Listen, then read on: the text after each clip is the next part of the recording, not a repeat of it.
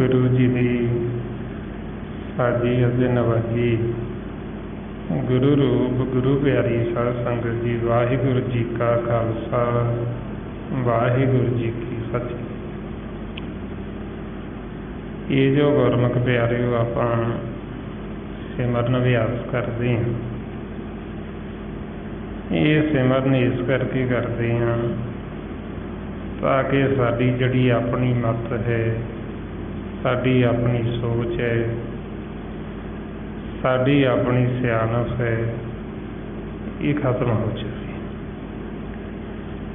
हुण जदों आप सत्संगत दे विच आउंदे हां गुरु की मत लैण वास्ते, सतगुरु की मत लैण वास्ते इत्थे आप सारे आउंदे हां। आपां नूं सतगुरु समझाउंदे कि जे तुसीं गुरु की मत लैनी चाहुंदे हो, इहदे विच सब तो वड्डी जिहड़ी रुकावट है वो है साडी अपनी मत, साडी सोच, साडी सियानत। ये विच सब तो वड्डी रुकावट आपां नूं कहंदे भी जे तुसीं गुरु की मत लैनी चाहुंदे हो, पहलां ये आपदी मत नूं छड्डो। नाल ही ये भी आपां नूं दस दिता भी आपदी मत छड्डनी औखी है, कठिन। मारे फरमाउंदे मन की मत त्यागो हर जन, इहां बात कठैनी। हुण आपां नूं कहंदे भी गल तां इह कठिन ने, आपदी मत आपदी सियाणप छड्डणी। फिर आप बेनती करते भी असीं तां चाहुंदे हां गुरु की मत लैनी, ये साडी मत छड्डी नहीं जाएगी। फिर आपां नूं कहंदे भी छड्डी तां जा सकदी है जे तुसीं सिमरन अभ्यास करो तां। आपां पुछदे भी किन्ना कुछ समां करिए, सवेरे किन्ना समां लाइए, किन्ना समां शाम नूं रात नूं लाइए। आपां नूं दसदे भी तुहानूं लगातार दिन सिमरन करना पएगा, फिर साडी अपनी जिहड़ी मत सियानत है खत्म होती है। फिर सानूं गुरु ते सतगुरु की मत आउंदी है। मारे फरमाउंदे मन की मत त्यागो हर जन, इहां बात कठैनी। आंदन हर हर नाम ध्याओ, गुर सतगुर की मत लैनी। बई जे हुण आप चाहुंदे हां सतगुर की मत लैनी है, ब्रह्म का ज्ञान लैना, आपां नूं कहंदे भी उहदे वास्ते तुहानूं आपदी मत छड्डणी पएगी, ते मत छड्डण वास्ते इह सिमरन करना पएगा। जे आप आखीए भी गल्लां बातां दे नाल असीं सिमरन करिए ना ते आपदी मत छड्ड दांगे, फिर ये छड्डी नहीं जाती। आपदी मत वरतदे करके ही संसार दे विच जीव दुखी है। साडी जिहड़ी सियाणप ये सानूं दुख तां दे सकदी, असीं सुखी नहीं हो सकते। आपदी मत द्वारा ये संसार दे विच जीव किन्ना भी सियाणा हो जे, किन्ना भी संसार दे विच उहदा मान सत्कार हो जे, पर मारे ही दसदे भी उहदे मन ने रहना दुखी होई, मन नूं सुख मन नूं शांति नहीं आउणी है। ਮਨ ਨੂੰ ਸੁਖੀ ਕਰਨ ਵਾਸਤੇ ਫਿਰ ਆਪਾਂ ਨੂੰ ਕਹਿੰਦੇ ਵੀ ਜਦੋਂ ਇਹ ਸਿਮਰਨ ਕਰਾਂਗੇ, ਆਪਦੀ ਮੱਦ ਖਤਮ ਹੋਏਗੀ, ਫਿਰ ਹੀ ਸਾਡੇ ਦੁੱਖ ਤੇ ਭਰਮ ਨੇ ਜਿਹੜੇ ਖਤਮ ਹੋਣਗੇ। ਸਾਡੀ ਸਿਆਣਪ ਹੀ ਸਾਨੂੰ ਦੁੱਖਾਂ 'ਚ ਰੱਖਦੀ, ਜੋ ਸਾਨੂੰ ਭਰਮ 'ਚ ਰੱਖਦੀ। ਇਸ ਲਈ ਮਹਾਰਾਜ ਫਰਮਾਉਂਦੇ ਤਾਂ ਜੋ ਸਿਆਣਪ ਸੁਰਜਨੋ ਸਿਮਰੋ ਹਰ ਹਰ ਰਾਏ, ਏਕ ਆਸ ਹਰ ਮਨ ਰੱਖੋ, ਨਾਨਕ ਦੁੱਖ ਭਰਮ ਭਉ ਜਾਏ। ਸਾਡੇ ਦੁੱਖ ਭਰਮ ਸਭ ਖਤਮ ਹੋ ਜਾਣੇ ਜੇ ਹੁਣ ਅਸੀਂ ਇਹ ਸਿਮਰਨ ਅਭਿਆਸ ਕਰੀਏ ਤਾਂ ਸਾਡੇ ਭਰਮ ਖਤਮ ਹੋ ਜਾਣ। ਇਸ ਵਾਸਤੇ ਫਿਰ ਸਾਨੂੰ ਕਹਿੰਦੇ ਵੀ ਆਪਦੀ ਮੱਤ ਦੁਆਰਾ ਅਸੀਂ ਸੰਸਾਰ ਦੇ ਵਿੱਚ ਦੁਖੀ ਤਾਂ ਹੋ ਸਕਦੇ, ਇਹ ਭਵ ਸਾਗਰ ਦੇ ਵਿੱਚ ਅਸੀਂ ਡੁੱਬ ਤਾਂ ਸਕਦੇ ਹਾਂ, ਪਰ ਅਸੀਂ ਤਰ ਨਹੀਂ ਸਕਦੇ ਗੁਰੂ ਦੀ ਮੱਤ ਤੋਂ ਬਿਨਾਂ। ਇਸ ਲਈ ਮਹਾਰਾਜ ਫਰਮਾਉਂਦੇ ਗੁਰ ਕੀ ਮੱਤ ਤੂੰ ਲੈ ਆਣੇ, ਭਗਤ ਬਿਨਾ ਬਹੁ ਡੁੱਬੇ ਸਿਆਣੇ। ਵੀ ਸਾਡੀ ਸਿਆਣਪ ਹੀ ਸਾਨੂੰ ਲੈ ਕੇ ਡੁੱਬ ਜਾਂਦੀ। ਇਸ ਵਾਸਤੇ ਹੁਣ ਇਹ ਆਪਾਂ ਫਿਰ ਸਿਮਰਨ ਕਰਦੇ ਹਾਂ ਵੀ ਸਾਡੀ ਸਿਆਣਪ ਖਤਮ ਹੋ ਜੇ, ਸਾਡੀ ਆਪਣੀ ਮੱਤ ਖਤਮ ਹੋ ਜੇ, ਸਾਨੂੰ ਗੁਰੂ ਦੀ ਮੱਤ ਆ ਜਾਵੇ। ਹੁਣ ਉਹਦੇ ਵਾਸਤੇ ਫਿਰ ਇਹ ਆਪਾਂ ਤਾਂ ਜੋ ਸਤ ਸੰਗਤ ਕਰਦੇ ਹਾਂ, ਸਿਮਰਨ ਕਰਦੇ ਹਾਂ, ਤਾਂ ਕਿ ਜੋ ਸਤਿਗੁਰੂ ਸਾਨੂੰ ਉਪਦੇਸ਼ ਦੇ ਰਹੇ ਉਹ ਗਿਆਨ ਸਾਡੇ ਹਿਰਦੇ ਵਿੱਚ ਦ੍ਰਿੜ ਹੋ ਜੇ।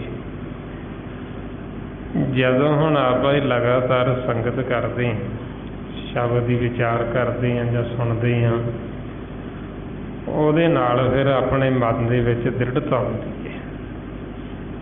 ਮਹਾਰਾਜ ਫਰਮਾਉਂਦੇ ਸਤ ਸੰਗਤ ਮਿਲੇ ਤਾਂ ਦ੍ਰਿੜਤਾ ਆਵੇ, ਕਿ ਜਦੋਂ ਸਾਨੂੰ ਸਤ ਸੰਗਤ ਮਿਲਦੀ ਫਿਰ ਸਾਡੇ ਅੰਦਰ ਇਹ ਦ੍ਰਿੜ ਵਿਸ਼ਵਾਸ ਆਉਂਦਾ, ਸਾਨੂੰ ਭਰੋਸਾ ਹੁੰਦਾ ਹੈ।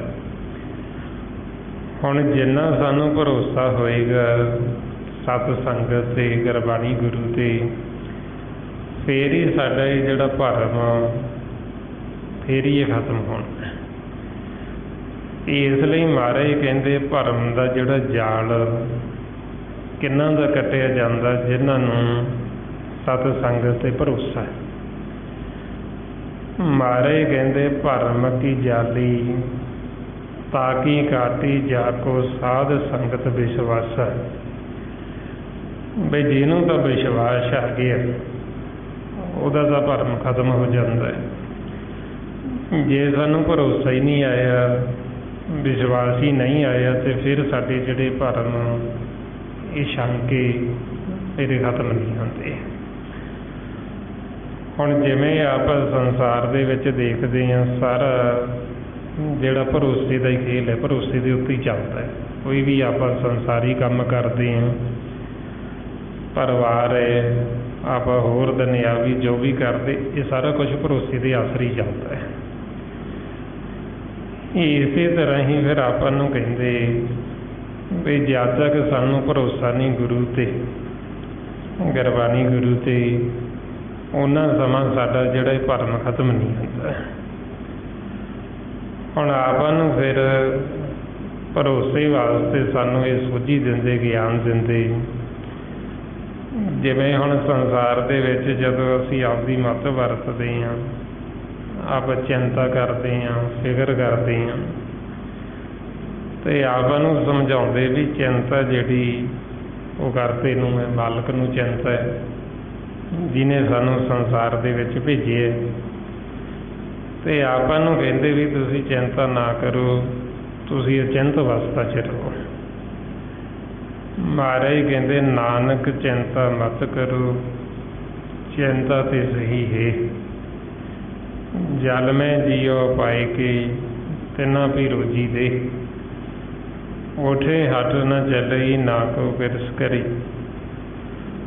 ਹੁਣ ਆਪਾਂ ਨੂੰ ਸਮਝਾਉਂਦੇ ਸਾਡੇ ਮਨ ਨੂੰ ਵੀ ਮਾਲਕ ਨੇ ਜਿੱਥੇ ਜਿੱਥੇ ਜੀਅ ਪੈਦਾ ਕੀਤੇ ਉਹਨਾਂ ਨੂੰ ਉੱਥੇ ਰਿਜ਼ਕ ਵੀ ਅਪਣਾਉਂਦਾ। ਵੀ ਤੁਸੀਂ ਚਿੰਤਾ ਨਹੀਂ ਕਰਨੀ, ਤੁਸੀਂ ਫਿਕਰ ਨਹੀਂ ਕਰਨਾ। ਹੁਣ ਜੇ ਤਾਂ ਸਾਨੂੰ ਗੁਰੂ 'ਤੇ ਭਰੋਸਾ ਹੈ, ਗੁਰੂ ਦੇ ਬਚਨਾਂ 'ਤੇ ਭਰੋਸਾ ਹੈ, ਫਿਰ ਤਾਂ ਅਸੀਂ ਚਿੰਤਾ ਫਿਕਰ ਨਹੀਂ ਕਰਾਂਗੇ। ਜੇ ਸਾਨੂੰ ਭਰੋਸਾ ਹੀ ਨਹੀਂ, ਫਿਰ ਅਸੀਂ ਚਿੰਤਾ ਕਰਾਂਗੇ, ਫਿਰ ਅਸੀਂ ਫਿਕਰ ਕਰਾਂਗੇ।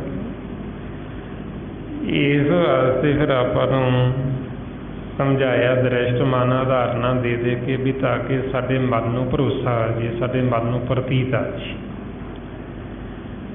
ਮਹਾਰਾਜ ਸਾਨੂੰ ਸਮਝਾਉਂਦੇ ਵੀ ਜਿਵੇਂ ਇੱਕ ਪੱਥਰ ਹੈ, ਸੈਲ ਪੱਥਰ, ਉਹਦੇ ਅੰਦਰ ਮਾਲਕ ਨੇ ਜੀਅ ਪੈਦਾ ਕੀਤਾ ਹੈ ਅਤੇ ਉਹਨੂੰ ਕੋਈ ਰਸਤਾ ਵੀ ਨਹੀਂ ਜਾਂਦਾ, ਸਾਰੇ ਪਾਸਿਓਂ ਬੰਦ ਹੈ, ਪਰ ਫਿਰ ਵੀ ਮਾਲਕ ਉਹਨੂੰ ਉੱਥੇ ਰਿਜ਼ਕ ਬਣਾਉਂਦਾ ਹੈ। ਉੱਥੇ ਵੀ ਉਹ ਭੁੱਖਾ ਨਹੀਂ ਹੈ, ਉਹਦਾ ਰਿਜ਼ਕ ਉੱਥੇ ਅੱਗੇ ਮਾਲਕ ਨੇ ਰੱਖਿਆ ਹੋਇਆ। ਜਿਸ ਨੂੰ ਮਾਰੇ ਫਰਮਾਉਂਦੇ ਪਖਾਨ ਕੀਟ ਗੁਪਤ ਹੋਈ ਰਿਸ਼ਤਾ, ਤਾਚੋ ਮਾਰਗ ਨਹੀਂ ਕਹੇ ਧੰਨਾ ਪੂਰਨ ਤਾਹੂ ਕੋ ਮਤਰੀ ਜੀਤ ਰਾਹੀ। ਬਈ ਮਾਲਕ ਪੂਰਾ ਹੈ, ਵੀ ਤੂੰ ਕਿਉਂ ਮਨ ਨੂੰ ਕਹਿ ਦੇ ਡਰਦਾ ਹੈ, ਤੂੰ ਕਿਉਂ ਫਿਕਰ ਚਿੰਤਾ ਕਰਦਾ ਹੈ, ਵੀ ਉਹ ਉਹਨੂੰ ਵੀ ਉੱਥੇ ਦਿੰਦਾ ਹੈ। ਮਨ ਨੂੰ ਕਹਿੰਦੇ ਵੀ ਉਹਨੂੰ ਦੇਖ ਕੇ ਤੂੰ ਸਮਝ। ਜਿਵੇਂ ਫਿਰ ਸਮਝਾਉਂਦੇ ਵੀ ਕੱਛੂ ਹੈ, ਬਈ ਉਹ ਆਪਦੇ ਆਂਡੇ ਦੇ ਕੇ ਆਪ ਬਾਹਰੋਂ ਪਾਣੀ 'ਚ ਚਲਿਆ ਜਾਂਦਾ ਹੈ, ਔਰ ਉਹਦੇ ਵਿੱਚੋਂ ਬੱਚੇ ਨਿਕਲਦੇ, ਅਤੇ ਬੱਚਿਆਂ ਨੂੰ ਕੌਣ ਰਿਜ਼ਕ ਦਿੰਦਾ, ਕੌਣ ਪਲ ਰਿਹਾ ਹੈ। ਹੁਣ ਨਾ ਤਾਂ ਉਹ ਬੱਚਿਆਂ ਦੇ ਕੋਈ ਖੰਭ ਲੱਗੇ ਨੇ ਵੀ ਉਹ ਉੱਡ ਕੇ ਕਿਤੇ ਜਾ ਕੇ ਚੋਗਾ ਚੁਗ ਲੈਣ, ਅਤੇ ਨਾ ਹੀ ਜਿਹੜੀ ਉਹ ਕੱਛੂ ਕੰਮਾਂ ਉਹਦੇ ਥਣ ਹੁੰਦੇ ਦੁੱਧ ਵੀ ਉਹ ਉਹਦਾ ਦੁੱਧ ਚੁੰਘ ਲੈਣ। ਬਈ ਮਾਲਕ ਉਹਨਾਂ ਨੂੰ ਵੀ ਰਿਜ਼ਕ ਦਿੰਦਾ। ਮਾਰੇ ਕਹਿੰਦੇ ਕੁੰਮੀ ਜਲ ਮੈਂ ਤਨ ਤਿਸ ਬਾਹਰ ਪੰਖ ਕੀਰਤਨ ਨਾਹੀਂ, ਵੀ ਨਾ ਤਾਂ ਉਹਨਾਂ ਨੂੰ ਪੰਖ ਲੱਗੇ ਅਤੇ ਨਾ ਹੀ ਉਹਦੇ ਦੁੱਧ ਹੁੰਦਾ। ਅਤੇ ਫਿਰ ਕਹਿੰਦੇ ਵੀ ਉਹਨੂੰ ਦੇਖ ਕੇ ਮਨ ਨੂੰ ਕਹਿ ਰਹੇ ਵੀ ਤੂੰ ਸਮਝ ਵੀ ਕੀ ਤੈਨੂੰ ਨਹੀਂ ਮਾਲਕ ਦੇਗਾ। ਸੋ ਇਸ ਵਾਸਤੇ ਫਿਰ ਆਪਾਂ ਨੂੰ ਇਹ ਸਤਿਗੁਰਾਂ ਨੇ ਮਿਸਾਲਾਂ ਦੇ ਕੇ, ਉਦਾਹਰਨਾਂ ਦੇ ਦੇ ਕੇ ਸਮਝਾਇਆ ਵੀ ਤਾਂ ਕਿ ਸਾਡੇ ਮਨ ਨੂੰ ਮਾਲਕ 'ਤੇ ਭਰੋਸਾ ਆ ਜੇ, ਸਾਨੂੰ ਪ੍ਰਤੀਤ ਆ ਜੇ। ਹੁਣ ਜੇ ਤਾਂ ਸਾਨੂੰ ਭਰੋਸਾ ਆ ਗਿਆ, ਪ੍ਰਤੀਤ ਆ ਗਈ, ਅਤੇ ਸਾਡਾ ਭਰਮ ਖਤਮ ਹੋ ਜਾਂਦਾ ਹੈ। ਜੇ ਸਾਨੂੰ ਭਰੋਸਾ ਨਹੀਂ, ਪ੍ਰਤੀਤ ਨਹੀਂ, ਅਤੇ ਫਿਰ ਹੀ ਅਸੀਂ ਫਿਕਰ ਕਰਦੇ ਹਾਂ, ਫਿਰ ਹੀ ਅਸੀਂ ਚਿੰਤਾ ਕਰਦੇ ਹਾਂ, ਫਿਰ ਹੀ ਅਸੀਂ ਵੈਰ ਵਿਰੋਧ 'ਚ ਜਾਂਦੇ ਹਾਂ, ਈਰਖਾ ਨਫ਼ਰਤ ਦੇ ਵਿੱਚ ਜਾਂਦੇ ਹਾਂ। ਸੋ ਇਸ ਵਾਸਤੇ ਫਿਰ ਸੰਸਾਰ ਦੇ ਵਿੱਚ ਜੀਵ ਸੁਖੀ ਤਾਂ ਹਰ ਇੱਕ ਹੋਣਾ ਚਾਹੁੰਦਾ ਹੈ। ਕੋਈ ਵੀ ਜੀਵ ਹੈ ਜਿਹੜਾ ਉਹ ਦੁੱਖ ਨਹੀਂ ਮੰਗਦਾ, ਹਰ ਇੱਕ ਜੀਵ ਸੁੱਖ ਭਾਲਦਾ ਹੈ, ਪਰ ਉਹ ਸੁਖੀ ਹੋਣਾ ਚਾਹੁੰਦਾ ਆਪਦੀ ਮੱਤ ਦੁਆਰਾ, ਗੁਰੂ ਦੀ ਮੱਤ ਲੈ ਕੇ ਇੰਨੀ ਸੁਖੀ ਹੋਣਾ ਚਾਹੁੰਦਾ, ਆਪਦੀ ਮੱਤ ਦੁਆਰਾ, ਆਪਦੀ ਸਿਆਣਪ ਦੁਆਰਾ, ਆਪਦੀ ਚਤੁਰਾਈ ਦੁਆਰਾ ਉਹ ਸੁਖੀ ਹੋਣਾ ਚਾਹੁੰਦਾ ਹੈ। ਅਤੇ ਮਹਾਰਾਜ ਸੱਚੇ ਪਾਤਸ਼ਾਹ ਕਹਿੰਦੇ ਵੀ ਆਪਦੀ ਚਤੁਰਾਈ ਵਰਤ ਕੇ ਜੀਵ ਸੁਖੀ ਹੋ ਨਹੀਂ ਸਕਦਾ। ਇਸ ਕਰਕੇ ਫਿਰ ਜਿਸ ਨੂੰ ਉਹ ਸੁੱਖ ਸਮਝ ਕੇ ਮੰਗਦਾ ਹੈ, ਉਹੀ ਉਹਦੇ ਲਈ ਫਿਰ ਉਹ ਦੁੱਖ ਦਾ ਕਾਰਨ ਬਣ ਜਾਂਦਾ ਹੈ। ਮਹਾਰਾਜ ਕਹਿੰਦੇ ਸੁਖ ਕੋ ਮੰਗੇ ਸਭ ਕੋਈ, ਦੁੱਖ ਨਾ ਮੰਗੇ ਕੋਈ, ਸੁਖੇ ਕੋ ਦੁੱਖ ਅਗਲਾ ਮਨਮੁਖ ਬੂਝ ਨਾ ਹੋਈ। ਬਈ ਮਨਮੁਖ ਜੀਵ ਨੂੰ ਨਾ ਭੇਦ ਹੋਣ ਕਰਕੇ ਜਿਸ ਪਿੱਛੇ ਉਹ ਦੌੜਦਾ ਹੈ ਬਈ ਮੈਨੂੰ ਸੁੱਖ ਦੀ ਪ੍ਰਾਪਤੀ ਹੋਏਗੀ, ਫਿਰ ਵੀ ਉਹਨੂੰ ਸੁੱਖ ਮਿਲਦਾ ਨਹੀਂ ਹੈ, ਉਹਨੂੰ ਮਿਲਦਾ ਦੁੱਖ ਹੀ ਹੈ। ਇਸ ਲਈ ਮਹਾਰਾਜ ਕਹਿੰਦੇ ਵੀ ਐਸਾ ਸੁੱਖ ਮੰਗਿਆ ਹੋਇਆ ਜੀਵਨ ਦਾ ਸਾਡੇ ਮਨ ਨੂੰ ਉਹ ਭਾਉਂਦਾ ਨਹੀਂ ਹੈ। ਬਈ ਜਿਹਨੂੰ ਸੁੱਖ ਸਮਝ ਕੇ ਜੀਵ ਮੰਗਦਾ ਹੈ ਪਰ ਹੁੰਦਾ ਉਹ ਦੁਖੀ ਹੈ। ਮਹਾਰਾਜ ਫਰਮਾਉਂਦੇ ਸੁੱਖ ਮੰਗਤ ਦੁੱਖ ਆਗੇ ਆਵੇ, ਸੋ ਸੁੱਖ ਹਮੂ ਨ ਮੰਗਿਆ ਭਾਵੇ। ਹੁਣ ਜਿਹਨੂੰ ਅਸੀਂ ਸੁੱਖ ਸਮਝ ਕੇ ਮੰਗਦੇ ਹਾਂ ਆ ਕੇ ਸਤਿਗੁਰਾਂ ਤੋਂ, ਸਾਡਾ ਇਹ ਜਿਹਾ ਮੰਗਿਆ ਹੋਇਆ ਸੁੱਖ ਸਤਿਗੁਰਾਂ ਨੂੰ ਭਾਉਂਦਾ ਕੋਈ ਨਹੀਂ ਹੈ। ਬਈ ਜਿਹਨੂੰ ਅਸੀਂ ਸੁੱਖ ਸਮਝ ਕੇ ਮੰਗਦੇ, ਜਿਵੇਂ ਸੰਸਾਰ ਦੇ ਵਿੱਚ ਆਪਾਂ ਦੇਖੀਏ ਪਿੱਛੇ ਝਾਤੀ ਮਾਰ ਕੇ, ਬਈ ਜੋ ਜੋ ਚੀਜ਼ਾਂ ਅਸੀਂ ਮੰਗੀਆਂ, ਕੀ ਉਹਦੇ ਵਿੱਚ ਸਾਡੇ ਮਨ ਨੂੰ ਤ੍ਰਿਪਤੀ ਹੋਈ, ਸਾਡੇ ਮਨ ਨੂੰ ਸ਼ਾਂਤੀ ਆਈ, ਸੁੱਖ ਮਿਲਿਆ? ਜਿਵੇਂ ਆਪਾਂ ਸੰਸਾਰ 'ਚ ਦੇਖਦੇ ਹਾਂ ਬਈ ਜੀਵ ਜਦੋਂ ਵੱਡਾ ਹੁੰਦਾ, ਵਿਆਹਿਆ ਜਾਂਦਾ ਹੈ, ਅਤੇ ਫਿਰ ਆਮ ਜੀਵ ਕਹਿ ਦਿੰਦੇ ਵੀ ਬੱਚਿਆਂ ਦੇ ਵਿੱਚ ਹੀ ਸਾਰਾ ਕੁਛ, ਬੱਚਿਆਂ 'ਚ ਹੀ ਸੁੱਖ ਹੈ। ਹੁਣ ਜਦੋਂ ਬੱਚੇ ਨਹੀਂ ਹੁੰਦੇ ਫਿਰ ਵੀ ਦੁਖੀ ਹੈ, ਅਤੇ ਜਦੋਂ ਹੋ ਜਾਂਦੇ ਦੁੱਖ ਉਹਦਾ ਫਿਰ ਵੀ ਉਵੇਂ ਹੀ ਜਾਰੀ ਰਹਿੰਦਾ। ਫਿਰ ਉਹ ਹੋਰ ਸਗੋਂ 'ਤੇ ਦੁਖੀ ਹੋ ਜਾਂਦਾ, ਹੋਰ ਦੁੱਖ ਸਹੇਲ ਲੈਂਦਾ ਹੈ। ਇਸ ਕਰਕੇ ਜਿਹਨੂੰ ਅਸੀਂ ਸੁੱਖ ਸਮਝ ਕੇ ਮੰਗਦੇ ਹਾਂ, ਅਰਦਾਸਾਂ ਕਰਦੇ ਹਾਂ, ਫਿਰ ਮਹਾਰਾਜ ਕਹਿੰਦੇ ਵੀ ਤੁਸੀਂ ਸੋਚੋ ਤਾਂ ਸਹੀ ਵੀ ਉਹਦੇ ਵਿੱਚੋਂ ਤੁਹਾਨੂੰ ਸੁੱਖ ਮਿਲਿਆ ਕਿ ਜਾਂ ਨਹੀਂ ਮਿਲੇ। ਪਰ ਉਹ ਜਦੋਂ ਅਸੀਂ ਨਹੀਂ ਵਿਚਾਰਦੇ, ਉਹ ਅਸੀਂ ਅੱਗੇ ਦੀ ਅੱਗੇ ਹੋਰ ਮੰਗੀ ਜਾਂਦੇ ਹਾਂ, ਸਗੋਂ ਤੇ ਵਿਚਾਰਦੇ ਨਹੀਂ ਵੀ ਜਿਹਨੂੰ ਅਸੀਂ ਸੁੱਖ ਸਮਝ ਕੇ ਮੰਗਿਆ ਸੀ, ਜਦੋਂ ਸਾਨੂੰ ਵਸਤੂ ਮਿਲ ਵੀ ਗਈ ਅਤੇ ਅਸੀਂ ਸੁਖੀ ਤਾਂ ਫੇਰ ਨਾ ਹੋਏ, ਦੁੱਖ ਦਾ ਫੇਰ ਮਨ ਨੂੰ ਉਵੇਂ ਹੀ ਲੱਗਿਆ ਹੋਇਆ ਹੈ। ਇਸ ਵਾਸਤੇ ਫਿਰ ਸਾਨੂੰ ਸਮਝਾਉਂਦੇ ਬਈ ਸੁੱਖ ਹੈ ਜਿਹੜਾ ਉਹ ਨਾਮ ਤੋਂ ਬਿਨਾਂ ਸਾਡੇ ਮਨ ਨੂੰ ਕਿਤੋਂ ਵੀ ਮਿਲਦਾ ਨਹੀਂ ਹੈ। ਸਤਿਗੁਰੂ ਕਹਿੰਦੇ ਅਸੀਂ ਸਾਰਾ ਸੰਸਾਰ ਦੇਖਿਆ, ਜਿਹੜੇ ਜੀਵ ਨਾਮ ਤੋਂ ਟੁੱਟੇ ਹੋਏ ਨੇ ਉਹਨਾਂ ਨੇ ਸਾਰੇ ਦੁੱਖ ਹੀ ਸਹੇੜੇ ਹੋਏ ਨੇ। ਨਾਮ ਤੋਂ ਬਿਨਾਂ ਇਸ ਸੰਸਾਰ ਦੇ ਵਿੱਚ ਸੁੱਖ ਕਿਤੇ ਵੀ ਨਹੀਂ ਹੈ। ਮਹਾਰਾਜ ਫਰਮਾਉਂਦੇ ਡਿੱਠਾ ਸਭ ਸੰਸਾਰ ਸੁੱਖ ਨਾ ਨਾਮ ਬਿਨ, ਬਈ ਨਾਮ ਤੋਂ ਬਿਨਾਂ ਸੁੱਖ ਹੈ ਨਹੀਂ ਹੈ। ਸੰਸਾਰ ਦੇ ਵਿੱਚ ਸਾਰੀ ਸ੍ਰਿਸ਼ਟੀ ਦਾ ਕਿਸੇ ਨੂੰ ਰਾਜ ਵੀ ਦਿੱਤਾ ਜਾਵੇ, ਹੁਣ ਉਹ ਜਿਹੜਾ ਰਾਜਾ ਹੈ ਉਹ ਰਾਜਾ ਵੀ ਦੁਖੀ ਹੈ। ਹੁਣ ਰਾਜੇ ਕੋਲ ਕੋਈ ਧਨ ਦੌਲਤ ਦੀ ਕਮੀ ਨਹੀਂ, ਨੌਕਰ ਚਾਕਰ ਉਹਦੇ ਕੋਲ ਮੌਜੂਦ ਨੇ, ਉਹਦੀ ਆਓ ਭਗਤ ਕਰਨ ਵਾਲੇ, ਸਾਰੀਆਂ ਦੁਨਿਆਵੀ ਸਹੂਲਤਾਂ ਨੇ, ਪਰ ਜਿਹੜਾ ਮਨ ਹੈ, ਮਨ ਫਿਰ ਵੀ ਦੁਖੀ ਹੈ, ਮਨ ਫਿਰ ਵੀ ਅਸ਼ਾਂਤ ਹੈ। ਇਸ ਲਈ ਮਹਾਰਾਜ ਫਰਮਾਉਂਦੇ ਨੇ ਸਗਲ ਸ੍ਰੇਸ਼ਟ ਕੋ ਰਾਜਾ ਦੁਖੀ ਹੈ। ਹੁਣ ਆਪਾਂ ਨੂੰ ਕਹਿੰਦੇ ਮਨ ਨੂੰ ਬਈ ਤੂੰ ਉਹ ਤੋਂ ਦੇਖ ਕੇ ਉਹਦੇ ਵੱਲੋਂ ਝਾਤੀ ਮਾਰ, ਬਈ ਜੇ ਉਹ ਦੁਖੀ ਹੈ ਫਿਰ ਤੂੰ ਕਿਹਦੇ ਪਿੱਛੇ ਭੱਜ ਕੇ ਸੁੱਖ ਲੱਭਦਾ ਫਿਰ? ਬਈ ਜਿਹੜਾ ਚੀਜ਼, ਜਿਹੜਾ ਪਦਾਰਥ ਤੇਰੇ ਕੋਲ ਨਹੀਂ ਹੈ, ਜਿਹਦੇ ਕੋਲ ਹੈਗਾ ਤੂੰ ਉਹਦੇ ਕੋਲ ਦੇਖ ਲੈ ਵੀ ਕੀ ਉਹ ਸੁਖੀ ਹੈ। ਹੁਣ ਇਹ ਫਿਰ ਆਪਾਂ ਨੂੰ ਉਦੋਂ ਹੀ ਭੇਤ ਆਉਂਦਾ ਜਦੋਂ ਅਸੀਂ ਸਤ ਸੰਗਤ ਕਰਦੇ ਹਾਂ, ਸਾਡੇ ਕੋਲ ਗਿਆਨ ਵਾਲੀ ਅੱਖ ਹੋਵੇ ਤਾਂ। ਇਹ ਅੱਖ ਫਿਰ ਆਪਣੀ ਗਿਆਨ ਵਾਲੀ ਗੁਰੂ ਬਣਾਉਂਦਾ ਹੈ, ਸਤਿਗੁਰੂ ਬਣਾਉਂਦਾ ਹੈ। ਜਦੋਂ ਆਪਣੇ ਕੋਲ ਗਿਆਨ ਦਾ ਨੇਤਰ ਹੋਏਗਾ ਫਿਰ ਆਪਾਂ ਨੂੰ ਭੇਤ ਆਉਂਦਾ ਵੀ ਇਹ ਸੰਸਾਰ ਦੇ ਵਿੱਚ ਦੁੱਖ ਹੀ ਦੁੱਖ ਹੈ।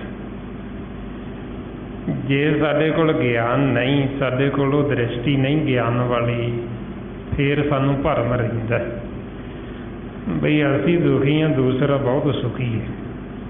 ਵੀ ਅਸੀਂ ਤਾਂ ਦੁਖੀ ਹਾਂ, ਸਾਡੇ ਕੋਲ ਧਨ ਨਹੀਂ ਹੈ, ਸ਼ਾਇਦ ਜਿਹਦੇ ਕੋਲ ਧਨ ਹੈ ਉਹ ਬਹੁਤ ਸੁਖੀ ਹੋਏਗਾ। ਅਸੀਂ ਤਾਂ ਦੁਖੀ ਹਾਂ, ਸਾਡੇ ਬੱਚੇ ਨਹੀਂ, ਜਿਨ੍ਹਾਂ ਦੇ ਬੱਚੇ ਨੇ ਉਹ ਬੜੇ ਸੁਖੀ ਹੋਣਗੇ। ਜਾਣੀ ਦੀ ਇਸ ਤਰ੍ਹਾਂ ਫਿਰ ਸਾਡੇ ਮਨ ਨੂੰ ਭਰਮ ਬਣਿਆ ਰਹਿੰਦਾ ਵੀ ਮੈਂ ਇੱਥੇ ਦੁਖੀ ਹਾਂ, ਹੋਰ ਜੀਵ ਸੁਖੀ ਹੋਣਗੇ। ਅਤੇ ਜਦੋਂ ਫਿਰ ਆਪਾਂ ਗੁਰੂ ਦੀ ਮੱਤ ਲੈਂਦੇ ਹਾਂ, ਆਪਾਂ ਨੂੰ ਸੋਝੀ ਆਉਂਦੀ, ਸਾਡੇ ਨੇਤਰਾਂ ਦੇ ਵਿੱਚ ਗਿਆਨ ਦਾ ਅੰਜਨ ਪੈਂਦਾ, ਗਿਆਨ ਦਾ ਸੁਰਮਾ ਪੈਂਦਾ, ਉਹਦੇ ਨਾਲ ਫਿਰ ਇਹ ਜਿਹੜਾ ਆਪਣਾ ਭਰਮ ਹੈ ਇਹ ਭਰਮ ਖਤਮ ਹੁੰਦਾ, ਜਿਹੜਾ ਸਾਡੇ ਮਨ ਨੂੰ ਭਰਮ ਪਿਆ ਹੁੰਦਾ। ਮਹਾਰਾਜ ਫਰਮਾਉਂਦੇ ਗਿਆਨ ਅੰਜਨ ਗੁਰ ਦੀਆ, ਅਗਿਆਨ ਅੰਧੇਰ ਵਿਨਾਸ਼, ਹਰ ਕਿਰਪਾ ਤੇ ਸੰਤ ਭੇਟਿਆ, ਨਾਨਕ ਮਨ ਪ੍ਰਗਾਸ। ਵੀ ਜਦੋਂ ਆਪਣੇ ਨੇਤਰਾਂ 'ਚ ਗਿਆਨ ਦਾ ਸੁਰਮਾ ਪੈਂਦਾ ਹੈ फिर अज्ञानता का हनेरा दूर हुंदा, फिर भरम खत्म हुंदा है। फिर आपां नूं भेत आउंदा भी ये संसार दे विच सुख नहीं है, किसी पदार्थ दे विच भी सुख है जिहड़ा वो नाम दे विच, सुख है जिहड़ा मालिक दे गुण गाउण दे विच, उहदी जिहड़ी आपां विचार करदे हां उहदी विचार दे विच सुख है।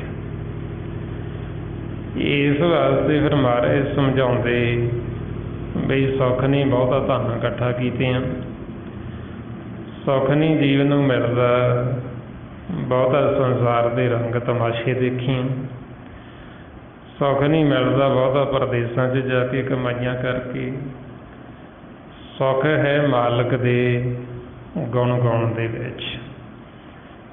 महाराज फरमाउंदे सुख नाही बहुता धन खाटे, सुख नाही पेखे नित नाटे, सुख नाही बहु देश कमाए, सर्व सुखां हर हर गुण गाए। जदों आपां मालिक दे गुण गाउंदे हां, शब्द दी विचार करते हाँ, इहदे विच सुख, इहदे विच मन नूं आनंद मिलदा है। महाराज सच्चे पातशाह दसदे ने महानंद गुर शब्द विचार। जिन्नी मन अपना शब्द की विचार करेगा उन्ना ही ये सुखी हुंदा जांदा है, मन तो मैल उतरती जाती है।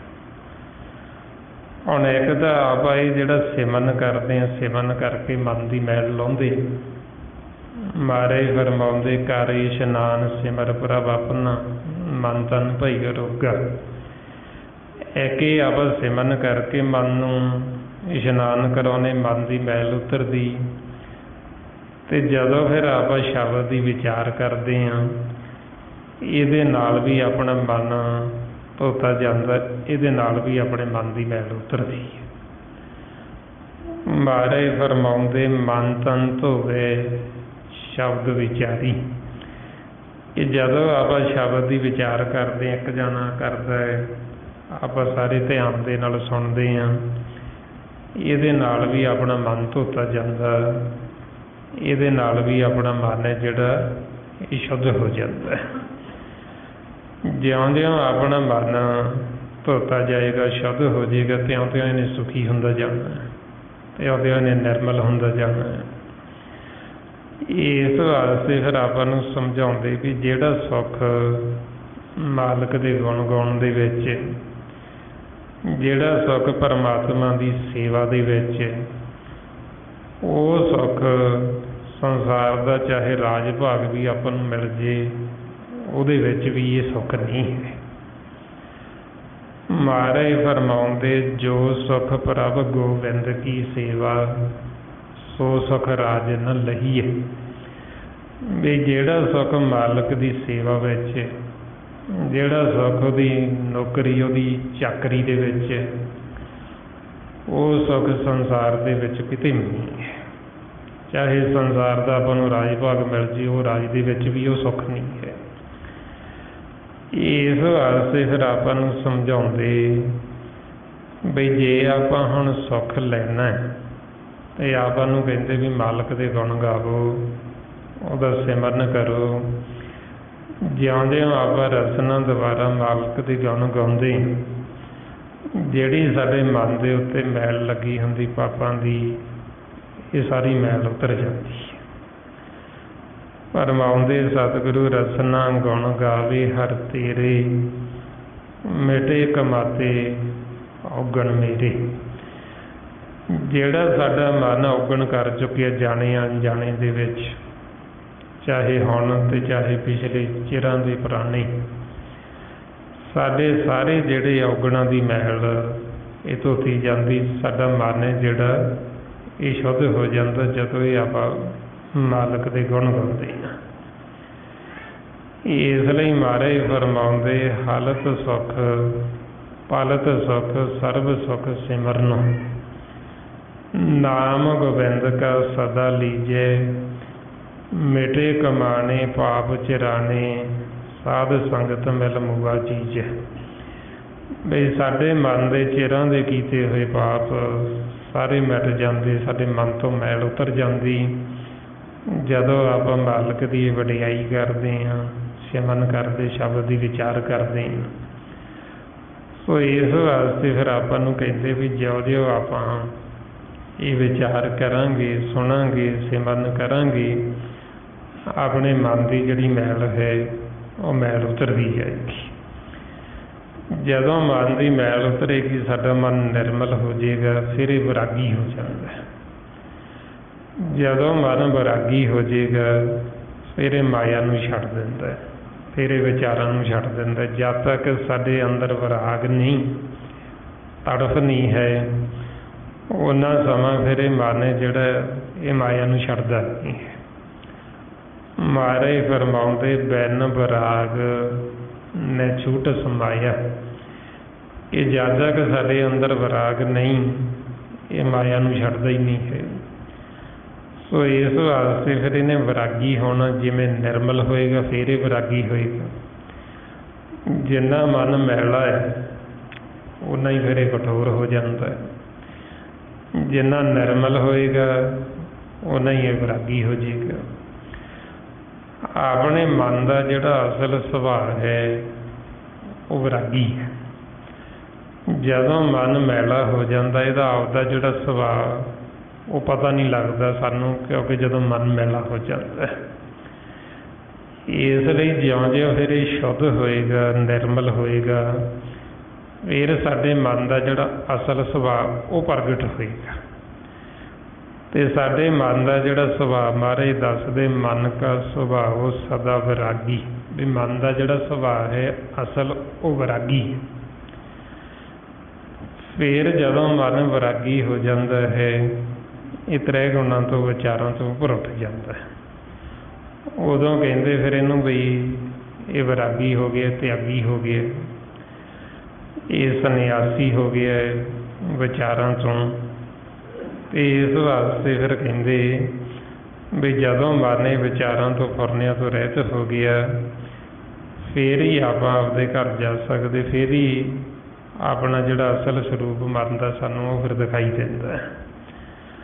ਜਦ ਤੱਕ ਮਨ ਵਿਚਾਰਾਂ 'ਚ ਉਹਨਾਂ ਸਮਾਂ ਸਾਨੂੰ ਆਪਣਾ ਆਪਾ ਜਿਹੜਾ ਉਹ ਦਿਖਾਈ ਨਹੀਂ ਦਿੰਦਾ ਹੈ।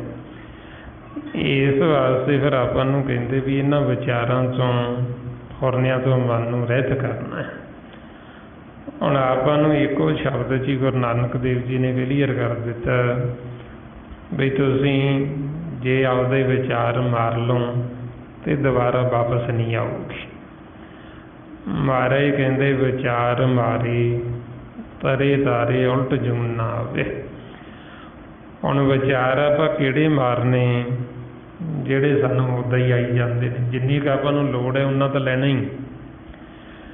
ਜਿਵੇਂ ਹੁਣ ਆਪਾਂ ਵਿਚਾਰ ਲੈਣਾ ਵੀ ਇੱਥੇ ਆਪਾਂ ਸੰਗਤ 'ਚ ਆਏ ਹਾਂ, ਘਰੋਂ ਵਿਚਾਰ ਲਿਆ ਵੀ ਸੰਗਤ 'ਚ ਜਾਣਾ ਹੈ, ਅਤੇ ਵਿਚਾਰ ਤਾਂ ਇੱਕੋ ਹੀ ਹੈ, ਬਸ ਵਾਹਿਗੁਰੂ ਵਾਹਿਗੁਰੂ ਕਰਦੇ ਆਏ ਅਤੇ ਇੱਥੇ ਆ ਗਏ। ਹੁਣ ਇੱਥੇ ਆਪਾਂ ਸੰਗਤ 'ਚ ਬੈਠੇ ਹਾਂ ਅਤੇ ਇੱਥੋਂ ਜਦੋਂ ਸਮਾਪਤੀ ਹੋਣੀ, ਵਿਚਾਰ ਲੈਣਾ ਵੀ ਘਰੇ ਜਾਣਾ, ਵਿਚਾਰ ਤਾਂ ਇੰਨਾ ਕੀ ਲੈਣਾ। ਅਤੇ ਜੇ ਆਪਾਂ ਲੋੜ ਮੁਤਾਬਕ ਵਿਚਾਰ ਲਈਏ ਤਾਂ ਸਾਨੂੰ ਬੜੇ ਥੋੜ੍ਹੇ ਵਿਚਾਰਾਂ ਦੀ ਲੋੜ ਹੈ। ਹੁਣ ਆਪਾਂ ਵਿਚਾਰ ਉਹ ਰੋਕਣੇ ਜਿਹੜੇ ਸਾਨੂੰ ਉੱਦਾਂ ਹੀ ਆਈ ਜਾਂਦੇ, ਆਵਾਗੁਣ, ਆਪ ਮੁਹਾਰੇ। ਜਿਵੇਂ ਹੁਣ ਆਪਾਂ ਬੈਠੇ ਇੱਥੇ ਹਾਂ ਸੰਗਤ ਦੇ ਵਿੱਚ, ਅਤੇ ਸਾਡਾ ਮਨ ਵਿਚਾਰ ਲਈ ਜਾਵੇ ਵੀ ਘਰੇ ਜਾ ਕੇ ਮੇਰਾ ਆਹ ਕੰਮ ਕਰਨ ਵਾਲਾ ਰਹਿੰਦਾ, ਆਹ ਕਰਨਾ ਹੈ, ਕੱਲ੍ਹ ਨੂੰ ਆਹ ਕਰਨਾ ਹੈ, ਉਹ ਵਿਚਾਰ ਨੇ ਜਿਹੜੇ ਉਹ ਆਪਾਂ ਰੋਕਣੇ ਨੇ। ਜਿੱਥੇ ਆਪਣਾ ਸਰੀਰ ਬੈਠਾ ਹੈ ਉੱਥੇ ਆਪਣਾ ਮਨ ਵੀ ਮੌਜੂਦ ਹੋਣਾ ਚਾਹੀਦਾ। ਜਾਣੀ ਵੀ ਆਪਾਂ ਨੂੰ ਕਹਿੰਦੇ ਵੀ ਤੁਸੀਂ ਵਰਤਮਾਨ ਦੇ ਵਿੱਚ ਰਹੋ। ਜਿੰਨਾ ਅਸੀਂ ਵਰਤਮਾਨ 'ਚ ਰਹਾਂਗੇ ਓਨਾ ਅਸੀਂ ਸੁਖੀ ਰਹਾਂਗੇ। ਪਰ ਸਾਡਾ ਜਿਹੜਾ ਮਨ ਹੈ ਉਹ ਵਰਤਮਾਨ 'ਚ ਰਹਿੰਦਾ। ਜ਼ਿਆਦਾ ਜੋ ਬੀਤ ਚੁੱਕਿਆ ਹੈ ਅਸੀਂ ਉਹਦੇ ਬਾਰੇ ਸੋਚ ਸੋਚ ਕੇ ਪਰੇਸ਼ਾਨ ਹੁੰਦੇ ਹਾਂ, ਦੁਖੀ ਹੁੰਦੇ ਵੀ ਆਹ ਬੜਾ ਮਾੜਾ ਹੋਇਆ, ਹੋਣਾ ਨਹੀਂ ਸੀ ਚਾਹੀਦਾ, ਇੱਦਾਂ ਕਾਹਤੋਂ ਸਾਡੇ ਨਾਲ ਹੋਇਆ, ਅਸੀਂ ਉਹਦੇ ਬਾਰੇ ਸੋਚ ਸੋਚ ਕੇ ਦੁਖੀ ਹੋਈ ਜਾ ਰਹੇ। ਜਾਂ ਅਸੀਂ ਆਉਣ ਵਾਲਾ ਸਮਾਂ ਜਿਹੜਾ ਉਹਦੇ ਬਾਰੇ, ਉਹਦੀਆਂ ਸੋਚਾਂ ਦੇ ਵਿੱਚ ਸੋਚ ਸੋਚ ਕੇ ਦੁਖੀ ਹੋ ਰਹੇ ਹਾਂ। ਹੁਣ ਆਪਾਂ ਨੂੰ ਸਮਝਾਉਂਦੇ ਨੇ ਵੀ ਜਿਹੜਾ ਸਮਾਂ ਬੀਤ ਗਿਆ, ਜਿਹੜਾ ਸਵਾਸ ਅਸੀਂ ਖਰਚ ਕਰ ਲਿਆ ਉਹ ਤਾਂ ਦੁਬਾਰਾ ਮੁੜ ਕੇ ਵਾਪਸ ਆਉਣਾ ਹੀ ਨਹੀਂ ਹੈ। ਜਿਹੜਾ ਸਮਾਂ ਲੰਘ ਗਿਆ ਉਹਦੇ ਬਾਰੇ ਤਾਂ ਸੋਚਣ ਦੀ ਲੋੜ ਹੀ ਨਹੀਂ, ਚਾਹੇ ਜੋ ਚੰਗਾ ਹੋ ਗਿਆ ਮੰਦਾ ਹੋ ਗਿਆ, ਜੋ ਵੀ ਹੋ ਗਿਆ ਉਹ ਬੀਤ ਗਿਆ। ਅਤੇ ਜੋ ਹੋਣਾ ਹੈ ਉਹਨੂੰ ਅਸੀਂ ਬਦਲ ਨਹੀਂ ਸਕਦੇ। ਆਉਣ ਵਾਲਾ ਜਿਹੜਾ ਸਮਾਂ ਹੈ, ਸਾਡਾ ਜਿਹੜਾ ਭਵਿੱਖ ਹੈ, ਉਹਨੂੰ ਅਸੀਂ ਬਦਲ ਨਹੀਂ ਸਕਦੇ। ਜਿਹੜੀ ਚੀਜ਼ ਹੋਣੀ ਹੈ ਉਹ ਹੋ ਕੇ ਰਹਿਣੀ ਹੈ। ਇਸ ਵਾਸਤੇ ਫਿਰ ਮਨ ਨੂੰ ਕਹਿੰਦੇ ਵੀ ਤੂੰ ਝੱਖ ਨਾ ਮਾਰ, ਤੂੰ ਵਰਤਮਾਨ 'ਚ ਰਹਿ ਕੇ ਸੁੱਖ ਲੈ। ਤੇਰਾ ਸੋਚਿਆ ਹੋਇਆ ਜੋ ਤੂੰ ਸੋਚਦਾ ਉਵੇਂ ਹੋਣਾ ਨਹੀਂ ਹੈ, ਅਤੇ ਜੋ ਮਾਲਕ ਨੇ ਕਰਨਾ ਹੈ ਉਹ ਹੋ ਕੇ ਹੀ ਰਹਿਣਾ, ਉਹਨੂੰ ਕੋਈ ਮਿਟਾ ਨਹੀਂ ਸਕਦਾ, ਉਹਨੂੰ ਕੋਈ ਬਦਲ ਨਹੀਂ ਸਕਦਾ। ਮਹਾਰਾਜ ਕਹਿੰਦੇ ਕਬੀਰ ਝੱਖ ਨਾ ਝਕੀਏ ਤੁਮਰੋ ਕਿਹੋ ਨਾ ਹੋਏ, ਕਰਮ ਕਰੀਮ ਜੋ ਕਰ ਰਹੇ ਸੋ ਮੇਟ ਨਾ ਸਕੀ ਕੋਈ। ਜਿਹੜੇ ਫਿਰ ਗੁਰਮੁਖ ਨੇ ਉਹ ਵਰਤਮਾਨ 'ਚ ਰਹਿੰਦੇ, ਜੋ ਪਿੱਛੇ ਬੀਤ ਗਿਆ ਉਹ ਕਹਿੰਦੇ ਤੇਰਾ ਭਾਣਾ ਸੀ, ਚਾਹੇ ਚੰਗਾ ਹੋਇਆ ਮਾੜਾ ਹੋਇਆ, ਜਿੱਥੇ ਵੀ ਅਸੀਂ ਰਹੇ ਤੇਰਾ ਭਾਣਾ ਸੀ, ਜਿੱਥੇ ਤੂੰ ਰੱਖਿਆ ਉੱਥੇ ਅਸੀਂ ਰਹੇ। ਇਸ ਲਈ ਮਹਾਰਾਜ ਕਹਿੰਦੇ ਜੋ ਕੁਛ ਹੁਆ ਸੋ ਤੇਰਾ ਭਾਣਾ, ਵੀ ਜੋ ਵੀ ਹੋਇਆ ਤੇਰਾ ਭਾਣਾ ਸੀ। ਅਤੇ ਜੋ ਹੋਏਗਾ ਅੱਗੇ ਆਉਣ ਵਾਲਾ ਸਮਾਂ ਸਾਡੇ ਵਾਸਤੇ ਉਹ ਵੀ ਚੰਗਾ ਹੀ ਹੋਏਗਾ। ਤੂੰ ਜੋ ਕਰੇਂਗਾ ਚੰਗਾ ਹੀ ਕਰੇਂਗਾ, ਸਾਡੇ ਵਾਸਤੇ ਉਹੀਓ ਚੰਗਾ ਹੈ। ਇਸ ਵਾਸਤੇ ਗੁਰਮੁਖਾਂ ਨੂੰ ਨਾ ਤਾਂ ਕੋਈ ਇਹ ਪਛਤਾਵਾ ਹੁੰਦਾ ਵੀ ਜਿਹੜਾ ਬੀਤ ਗਿਆ ਸਮਾਂ, ਅਤੇ ਨਾ ਉਹਨਾਂ ਨੂੰ ਚਿੰਤਾ ਹੁੰਦੀ ਵੀ ਆਉਣ ਵਾਲੇ ਸਮੇਂ ਦੇ ਵਿੱਚ ਕੀ ਹੋਣਾ ਹੈ, ਇਹ ਸੋਚਦੇ ਨਹੀਂ। ਅਤੇ ਉਹ ਵਰਤਮਾਨ 'ਚ ਰਹਿੰਦੇ ਅਤੇ ਵਰਤਮਾਨ ਦੇ ਵਿੱਚ ਸੁੱਖ ਹੈ। ਜਦੋਂ ਅਸੀਂ ਸੋਚਾਂਗੇ ਨਹੀਂ, ਸਾਨੂੰ ਵਿਚਾਰ ਹੀ ਨਹੀਂ ਆਉਣਗੇ, ਅਤੇ ਅਸੀਂ ਵਰਤਮਾਨ 'ਚ ਰਹਾਂਗੇ। ਇਸ ਵਾਸਤੇ ਫਿਰ ਆਪਾਂ ਨੂੰ ਕਹਿੰਦੇ ਵੀ ਜੇ ਆਪਾਂ ਸੁਖੀ ਹੋਣਾ ਹੈ, ਸੁੱਖ ਇਹ ਨਹੀਂ ਵੀ ਅੱਗੇ ਸੁੱਖ ਹੈ। ਜਿਵੇਂ ਆਮ ਜੀਵ ਦਾ ਕਹਿੰਦਾ ਮੈਂ ਹੁਣ ਦੁਖੀ ਹਾਂ, ਵੀ ਆਉਣ ਵਾਲੇ ਸਮੇਂ 'ਚ ਮੈਂ ਸੁਖੀ ਹੋ ਜਾਵਾਂਗਾ। ਅੱਜ ਮੇਰੇ ਕੋਲ ਆਹ ਪਦਾਰਥ ਨਹੀਂ, ਮੈਂ ਤਾਂ ਦੁਖੀ ਹਾਂ, ਜਦੋਂ ਉਹ ਪਦਾਰਥ ਮੈਨੂੰ ਮਿਲ ਜਾਏਗਾ ਮੈਂ ਫਿਰ ਸੁਖੀ ਹੋਵਾਂਗਾ। ਮਹਾਰਾਜ ਕਹਿੰਦੇ ਫੇਰ ਤੇ ਨਹੀਂ ਛੱਡੋ, ਕੱਲ੍ਹ ਤੇ ਨਹੀਂ ਛੱਡੋ, ਤੁਸੀਂ ਸੁਖੀ ਅੱਜ ਹੀ ਹੋ ਸਕਦੇ। ਜੇ ਤੁਸੀਂ ਵਰਤਮਾਨ ਦੇ ਵਿੱਚ ਆ ਜਾਵੋ ਤਾਂ ਹੁਣ ਹੀ ਸੁੱਖ ਹੈ। ਇਸ ਵਾਸਤੇ ਫਿਰ ਆਪਾਂ ਨੂੰ ਕਹਿੰਦੇ ਵੀ ਜਿਹੜਾ ਸਵਾਸ ਆਪਾਂ ਨੂੰ ਆ ਰਿਹਾ ਉਹਨਾਂ ਸਵਾਸਾਂ ਨੂੰ ਸੰਭਾਲੋ, ਉਹਨਾਂ ਦਮਾਂ ਨੂੰ ਸੰਭਾਲੋ। ਜਿਹੜੇ ਦਮ ਦੇ ਨਾਲ ਆਪਾਂ ਮਾਲਕ ਨੂੰ ਨਹੀਂ ਚੇਤੇ ਕਰਦੇ, ਉਹ ਸਵਾਸ ਉਹ ਦਮ ਆਪਣਾ ਵਿਅਰਥ ਚਲਾ ਜਾਂਦਾ ਹੈ। ਮਹਾਰਾਜ ਫਰਮਾਉਂਦੇ ਜੋ ਦਮ ਚਿੱਤ ਨਾ ਆਵਈ ਸੋ ਦਮ ਬਿਰਥਾ ਜਾਈ। ਬਈ ਜਿਹੜੇ ਸਵਾਸ ਪਹਿਲਾਂ ਅਸੀਂ ਖਰਚ ਕਰ ਚੁੱਕੇ ਉਹਨਾਂ ਬਾਰੇ ਸੋਚ ਸੋਚ ਕੇ ਹੋਰ ਸਵਾਸ ਨਾ ਖਰਚ ਕਰੋ, ਖਰਾਬ ਨਾ ਕਰੋ ਸਮਾਂ। ਅਤੇ ਜੋ ਅੱਗੇ ਹੋਣਾ ਭਵਿੱਖ ਬਾਰੇ ਉਹਦੇ ਬਾਰੇ ਸੋਚ ਕੇ ਚਿੰਤਾ ਫਿਕਰ ਕਰਕੇ ਇਹ ਸਮਾਂ ਨਾ ਖਰਾਬ ਕਰੋ ਜਿਹੜਾ ਹੁਣ ਚੱਲ ਰਿਹਾ ਹੈ। ਕਿਉਂਕਿ ਆਉਣ ਵਾਲਾ ਸਮਾਂ ਜਿਹੜਾ ਇਹ ਸਾਨੂੰ ਪਤਾ ਨਹੀਂ ਵੀ ਸਾਡੇ ਕੋਲ ਸਮਾਂ ਹੈ ਕਿੰਨਾ ਕੁ। ਆਪਣਾ ਜਿਹੜਾ ਜੀਵਨ ਇਹ ਇੱਕ ਸਵਾਸ ਸੀ, ਇੱਕ ਦਮ ਦੇ ਆਪਾਂ ਜੀਵਨ, ਜੇ ਆਪਾਂ ਨੂੰ ਸਵਾਸ ਆ ਰਹੇ ਹੈ ਅਤੇ ਫਿਰ ਹੀ ਆਪਣਾ ਜੀਵਨ ਹੈ, ਫਿਰ ਹੀ ਪਰਿਵਾਰ ਹੈ, ਫਿਰ ਹੀ ਆਪਾਂ ਕੰਮ ਕਰਦੇ ਹਾਂ। ਜੇ ਸਾਨੂੰ ਸਵਾਸ ਹੀ ਨਾ ਆਉਣ ਅਤੇ ਆਪਣਾ ਖੇਲ ਉਦੋਂ ਹੀ ਖਤਮ ਹੋ ਜਾਂਦਾ। ਇਸ ਲਈ ਮਹਾਰਾਜ ਕਹਿੰਦੇ ਵੀ ਜੋ ਮਾਲਕ ਸਾਨੂੰ ਸਵਾਸ ਦੇ ਰਿਹਾ ਹੈ ਉਹ ਸਵਾਸ ਦੇਣ ਵਾਲੇ ਨੂੰ ਚੇਤੇ ਰੱਖੋ, ਉਹਦੇ ਸਨਮੁਖ ਰਹੋ। ਅਤੇ ਤੁਸੀਂ ਜਿਹਨੇ ਸਾਨੂੰ ਪੈਦਾ ਕੀਤਾ ਮਾਲਕ ਨੇ ਉਹਦੇ ਨਾਲ ਮਿਲਾਪ ਕਰੋ ਪਹਿਲਾਂ, ਕਿਉਂਕਿ ਸਮਾਂ ਆਪਾਂ ਨੂੰ ਪਤਾ ਕੋਈ ਨਹੀਂ ਵੀ ਸਾਡੇ ਕੋਲ ਕਿੰਨੀ ਕੁ ਮੁੱਦਤ ਹੈ ਅਤੇ ਕਦੋਂ ਸਾਡਾ ਸਮਾਂ ਖਤਮ ਹੋ ਜਾਣਾ। ਮਹਾਰਾਜ ਫਰਮਾਉਂਦੇ ਹਮ ਆਦਮੀ ਹਾਂ ਇੱਕ ਦਮੀ, ਮੋਹਲਤ ਮੋਹਤ ਨ ਜਾਣਾ, ਨਾਨਕ ਬਿਨਵੇ ਤਿਸੇ ਸਰੇਵੋ ਜਾ ਕੇ ਜੀ ਪ੍ਰਾਣਾ। ਹੁਣ ਆਪਾਂ ਨੂੰ ਕਹਿੰਦੇ ਵੀ ਜੋ ਅਸੀਂ ਸੋਚਦੇ ਹਾਂ ਭਵਿੱਖ ਬਾਰੇ, ਜਿਹੜੀਆਂ ਸਾਡੀਆਂ ਸੋਚਾਂ, ਜਿਹੜੇ ਸਾਡੇ ਵਿਚਾਰ, ਉਹੀਓ ਸਾਡਾ ਭਵਿੱਖ ਬਣ ਕੇ ਉਹ ਵਰਤਮਾਨ ਦੇ ਵਿੱਚ ਆਉਣਾ। ਜਿਵੇਂ ਹੁਣ ਜਿਹੜਾ ਕੱਲ੍ਹ ਬੀਤ ਗਿਆ ਅਤੇ ਜੋ ਅੱਜ ਆਇਆ ਉਹ ਆਪਣਾ ਭਵਿੱਖ ਸੀ। ਹੁਣ ਜੇ ਆਪਾਂ ਭਵਿੱਖ ਬਾਰੇ ਪਹਿਲਾਂ ਹੀ ਤਿਆਰੀ ਕਰਾਂਗੇ ਤੇ ਸਾਡਾ ਭਵਿੱਖ ਜਿਹੜਾ ਉਹ ਅਸੀਂ ਆਪ ਸਵਾਰ ਸਕਦੇ ਹਾਂ, ਸੁਖੀ ਹੋ ਸਕਦੇ ਹਾਂ। ਜੇ ਹੁਣ ਆਪਾਂ ਅੱਜ ਹੀ ਸਿਮਰਨ ਕਰੀਏ, ਅੱਜ ਹੀ ਆਪਾਂ ਸੁਖੀ ਹੋ ਜਾਈਏ ਤੇ ਸਾਡਾ ਭਵਿੱਖ ਆਪੇ ਹੀ ਚੰਗਾ ਹੋਏਗਾ। ਜੇ ਹੁਣ ਅਸੀਂ ਅੱਜ ਦੁਖੀ ਹਾਂ ਤੇ ਸਾਡਾ ਭਵਿੱਖ ਵੀ ਤਾਂ ਦੁੱਖ 'ਚ ਹੀ ਹੋਏਗਾ। ਇਸ ਵਾਸਤੇ ਆਪਣੇ ਜਿਹੜਾ ਰਚੇਤਾ ਹੈ ਸਾਡਾ ਮਨ ਹੀ ਹੈ। ਜੇ ਆਪਾਂ ਦੁਖੀ ਹਾਂ ਤੇ ਆਪਾਂ ਖੁਦ ਹੀ ਦੁਖੀ ਹਾਂ, ਆਪਾਂ ਦੁੱਖ ਆਪ ਹੀ ਪੈਦਾ ਕੀਤੇ ਹੋਏ। ਇਸ ਵਾਸਤੇ ਫਿਰ ਆਪਾਂ ਨੂੰ ਕਹਿੰਦੇ ਵੀ ਇਹ ਜਿਹੜਾ ਸਾਨੂੰ ਮਾਨਸ ਜਾਮਾ ਮਿਲਿਆ, ਇਹ ਜਿਹੜਾ ਸਾਡਾ ਸਰੀਰ ਖੇਤ, ਇਹ ਕਰਮਾਂ ਰੂਪੀ ਖੇਤ ਹੈ। ਜੋ ਅਸੀਂ ਇਹਦੇ ਵਿੱਚ ਬੀਜਾਂਗੇ ਉਹੀਓ ਸਾਨੂੰ ਭਵਿੱਖ ਦੇ ਵਿੱਚ ਅੱਗੇ ਜਾ ਕੇ ਵੱਢਣਾ ਪੈਣਾ। ਮਹਾਰਾਜ ਫਰਮਾਉਂਦੇ ਖੇਤ ਸਰੀਰ ਜੋ ਬੀਜਿਆ ਸੋ ਅੰਤ ਖਲਵਾਏ। ਹੁਣ ਜੋ ਅਸੀਂ ਅੱਜ ਬੀਜਾਂਗੇ, ਜੋ ਵਰਤਮਾਨ 'ਚ ਬੀਜਾਂਗੇ ਤੇ ਉਹੀਓ ਸਾਡਾ ਕੱਲ੍ਹ ਨੂੰ ਜਿਹੜਾ ਭਵਿੱਖ ਉਹ ਵਰਤਮਾਨ ਬਣ ਕੇ ਹੀ ਆਉਣਾ ਹੈ। ਸੋ ਇਸ ਵਾਸਤੇ ਫਿਰ ਆਪਾਂ ਨੂੰ ਕਹਿੰਦੇ ਬਈ ਆਪਾਂ ਸੁਖੀ ਹੋ ਸਕਦੇ ਹਾਂ ਜੇ ਅਸੀਂ ਅਭਿਆਸ ਕਰੀਏ, ਮਾਲਕ ਦੇ ਗੁਣ ਗਾਈਏ। ਫਿਰ ਇਹ ਜਿਹੜਾ ਸਾਡਾ ਮਨ ਭਰਮ ਦੇ ਵਿੱਚ ਪਿਆ ਹੈ, ਸਾਡਾ ਭਰਮ ਖਤਮ ਹੋ ਸਕਦਾ ਹੈ। ਦੁਖੀ ਅਸੀਂ ਉਦੋਂ ਹੀ ਹੁੰਦੇ ਹਾਂ ਜਦੋਂ ਭਰਮ 'ਚ ਹੁੰਦੇ ਹਾਂ। ਤ੍ਰੈ ਗੁਣਾਂ ਦੇ ਵਿੱਚ ਭਰਮ ਹੈ ਤੇ ਭਰਮ ਦੇ ਵਿੱਚ ਅਸੀਂ ਦੁਖੀ ਹਾਂ।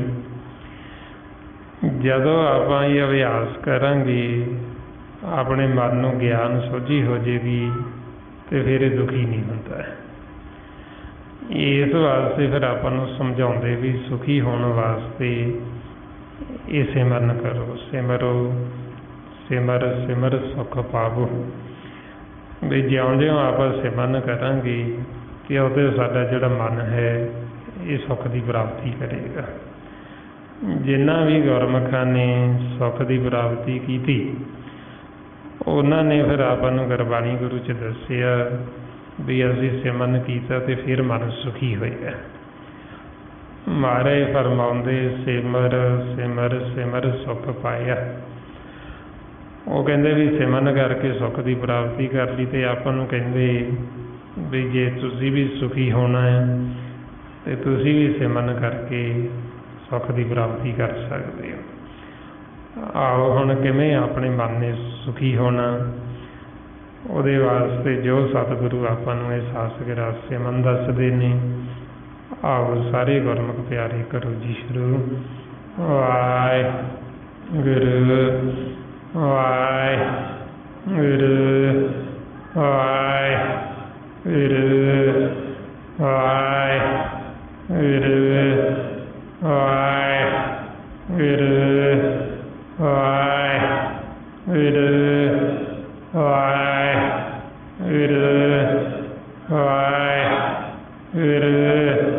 ਵਾਹਿਗੁਰੂ ਵਾਹਿਗੁਰੂ ਵਾਹਿਗੁਰੂ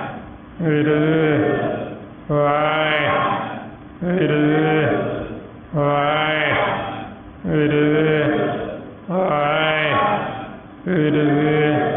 ਵਾਹਿਗੁਰੂ ਵਾਹਿਗੁਰੂ